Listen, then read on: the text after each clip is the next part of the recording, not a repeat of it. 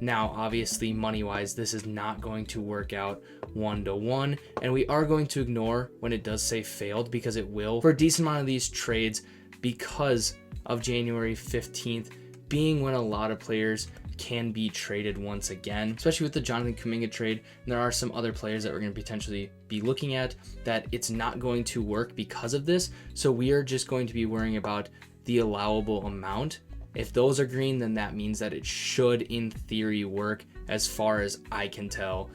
Again, I've said this before. I've done some of these videos about trades. I'm not in NBA front offices to know exactly what 100% all the rules are. I think I know most of the rules, but there are still some that I'm not 100% sure on. So what else can we do to make this financially make sense and realistically make sense for both teams? I don't see the Warriors doing anything beyond just a 3-player swap for Anthony Davis, obviously with some picks, but as we can see, the financials just simply wouldn't work, which is where we'd have to get another team involved. This is the closest I can get with these two teams, and you saw the Warriors over $10 million in their allowable incoming amount, and this is going to be the problem for this team to pull this off. Again, I'm sure front offices can do something, but $10 million does feel like a lot, and this is where I think a team such as the Bulls could potentially come into play. They do have Nikola Vucevic on the last year of his deal, potentially could be somebody the Warriors add. And again, I'm looking at a guy like a Kobe White for the Dallas Mavericks to potentially go add, and they move off of potentially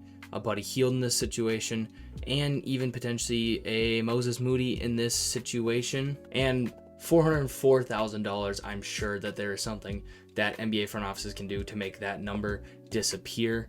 However, is this very realistic? Quite frankly, I don't think so. I don't see why the Warriors would be interested in doing something like this. Again, you are giving up 6 players to add 1.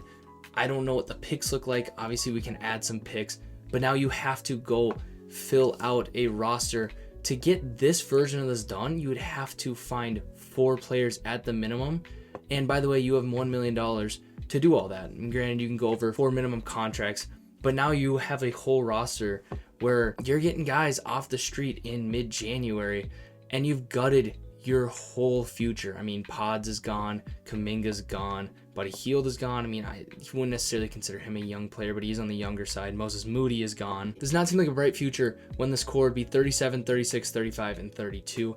I don't think this is very realistic for the Warriors to pull off in any sort of scenario. Again, I don't think the Mavs have a problem with doing something like this. If you want to go young, I think you end up moving Al Horford and Anthony Melton, holding on to Pods, holding on to Kuminga, holding on to Kobe White. So I think the Warriors is more of a long shot compared to the next team that we'll try and trade with.